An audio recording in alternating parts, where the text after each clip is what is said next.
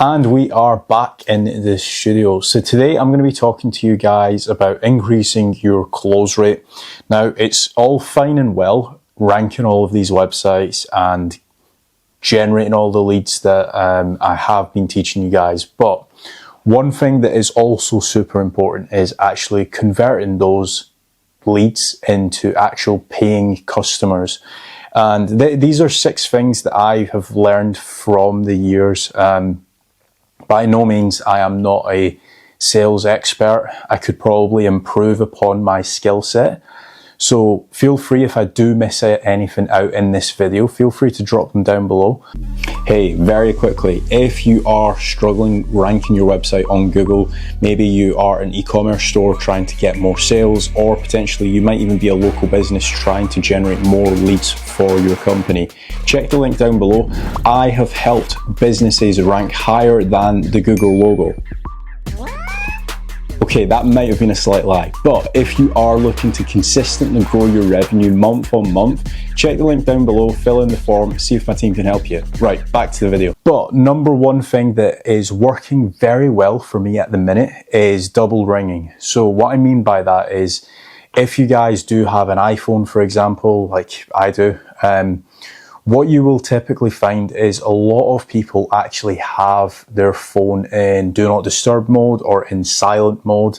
I'm fairly certain Android might have a similar mode, where if you phone the number or the mobile number once, it just goes direct to voicemail. If you phone twice, it actually forces them to pick up the call. Now, this is one thing that I have trained up sales staff on, and they have seen a significant increase in people just picking up the actual phone. Now, one thing that you will one thing you'll sometimes find is that you might think that a lead is dead, but in fact, what you actually need to do is just ring them twice. And as simple as that may sound, that might actually take your pickup rate from, let's say, 20% to, let's say, 40%. So just bear that in mind when you are phoning leads.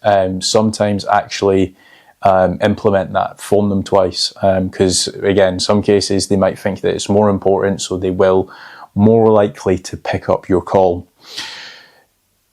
The second, I'm just looking at my notes.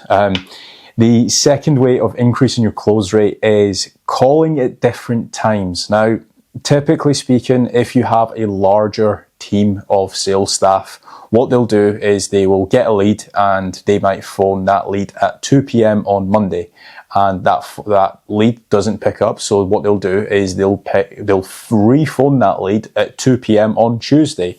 Now, if, say, for example, if we use real life scenarios here, that lead or that person might be picking up their children from school at 2 p.m. or they might have a gym training session at 2 p.m. Every day. So just bear that in mind. Try to implement different phone call times. So if, say, for example, you have phoned a lead at 2 p.m. and they didn't pick up, or put a note in your CRM system. I'm hoping that you guys are using a CRM system to say, I phoned this lead on Monday at 2 p.m. They didn't phone or they didn't answer. I'm going to try and re-phone them on, let's say, 1 p.m. or maybe 8 a.m. on a Wednesday, because that might be a more optimal time. So try to actually figure out what times are best suited for your leads. Like, if we go back a few years, I used to do a lead generation for a finance company in the UK. And what you typically find with finance companies is they will have a call center. This specific call center that I'm talking about, they had 200 sales staff, or they had 200 people within the call center phoning leads. And they were open 9 a.m. till 5 p.m. And what we actually found was that we got a much higher success rate of people picking up the phone from 5 p.m. till 8 p.m. because people weren't at work. People actually had time to pick up the actual phone call because, again, they weren't at work. They weren't picking up the kids. So that call center actually decided to scrap off early morning phone calls, and they ended up paying the staff more from working from 5 p.m. till 8 p.m. So again, this could be a strategy depending on your industry that you might want to go down. the third way of increasing your close rate, and I'm hoping that all of you guys are doing this. If you aren't, it might cost you an extra $20, $30, depending on the amount of leads. If you're getting a serious amount of leads, this might actually cost you a lot more. But record your calls. Now, I used to be one that wouldn't record any of their calls, but again, going back to the bigger team scenario, right? You might have, let's say, 5 people in your actual sales team, and you might end up realizing that 2 out of the 5 are performing really well, and you want to figure out why that is. And if you aren't recording your calls, you're not going to be able to see what those 2 really high performer sales staff are saying and what the 3 low performer sales staff are saying. So again, you can use your previous calls as training for your new sales staff. Let's say, for example, if you are the person in your business right now that is doing all of the sales calls, and you want to potentially hire someone in time to do the sales calls. Maybe you are a business owner and you feel that marketing is more your role, but however, due to the lack of incoming leads, you might want to say, right, okay, right now, I'm going to do the sales calls. I'm also going to do the marketing, but in 6 months' time, I'm going to have a target of hiring a salesperson to actually deal with the inbound calls. Now, the reason why you want to be recording your calls from now until 6 months from now is you're going to be able to have a lot of data and a lot of training for that new person, or potentially if you have a bigger team, you can retrain your worst performing sales staff or your low performing sales staff based on your high performing earners for your business. So always remember to record your calls. This was one thing where I messed up on.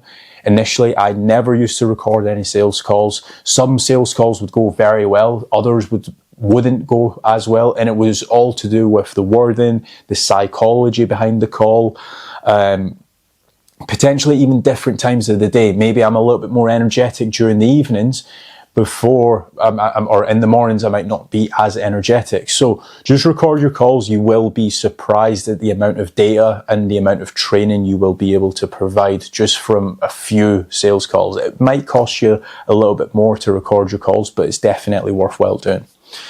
The next, or step number 4, or the 4th way of increasing your close rate, is having case studies. Now, I always found this very weird when I was starting off, and the fact of the matter is, if somebody knows your name or they might have seen some of my YouTube videos, they are just easily, or to simply put it, they are a lot easier to close, whether it is for consulting, whether it is for done for you like SEO, maybe they want to hire a fractional CMO. If they know me, it's a lot easier to actually close them. That you don't need to essentially build that bridge and basically say like, hey, this is what I do, this is what I have done. They already just know you.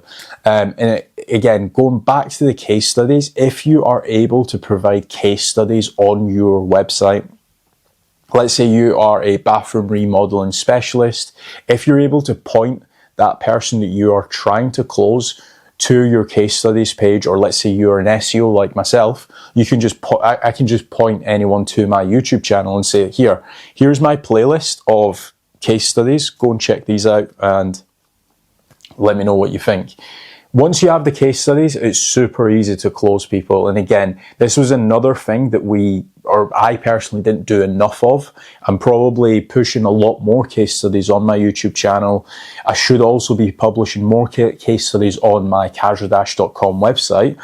But if you can start publishing case studies, again, it doesn't need to be 30 or 50. Maybe you've got 2 or 3 case studies. Start publishing them. Start screaming and shouting about them on your website, potentially on social media, on your YouTube channel if you've got one, or on your Instagram. Again, if somebody comes in from a case study style video, they are just a lot easier to close. Number 5. Try different forms of communication. This is one thing that I have recently picked up on, and it's working very well for me. Not everybody reads their email. I am, for one, I've probably got about 6,000 unread emails. So unless you have something incredible in your subject line, I'm probably not going to read your email. Whereas if you were to message me on WhatsApp, or if you were to text me, you would probably get my attention a lot quicker. So this is what I mean when you are trying to get somebody to book in a call, or if you are trying to send somebody a quote, you might decide to reach out to them on WhatsApp or on Messenger or on text message. Don't just think that email is the best route, because I for one, I'm a massive culprit of this. I don't check my emails. The best ways that you can probably get in touch with me is probably in the YouTube comments of this video. That's one place where I actually do get notifications. Although I don't reply to every single comment, but if you are able to grab my attention with the YouTube comments or on WhatsApp, if you are lucky enough to get my number, you can definitely always try on WhatsApp or on Facebook Messenger as well. The emails is probably the last place that I actually look, if I'm being 100% honest. And the last thing is get sales training. This is one thing where I probably have been a little bit naive in the past, where I haven't gotten training. Whereas now I like to do masterminds with people that essentially have better expertise than myself in certain areas. Like, for example, a couple years ago, I was really bad at writing sales copy, completely terrible at it. And over the years, I've been able to mastermind and communicate with guys like Gary. I've had him on my podcast. He is really good at sales copy.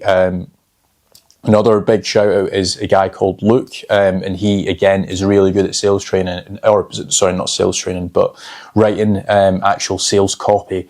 So try and find people that are actually good at what you lack in and get training from them. It's kind of like going to the gym. If you were to get training from, let's say, Arnold Schwarzenegger, you would very quickly end up building muscle if that's your goal. So again, it goes to anything in life. If you are trying to get better at something, why not go and hire somebody that has already achieved what you are trying to achieve and fast track your progress to success? So that has been my 6 ways of increasing your close rate. I'm sure there is multiple ways of increasing your close rate, but these are the 6 biggest things that have helped me in the past. And it would be interesting to know what you guys do for increasing your close rate. So remember to leave a comment down below if there is anything that you feel like I have missed, or if there's something that you are doing currently and it's working for you. Drop it down in the comment section. And as always, if you guys want a free 50-minute growth strategy call, make sure to check the link down below or go to casualdash.com. Thanks.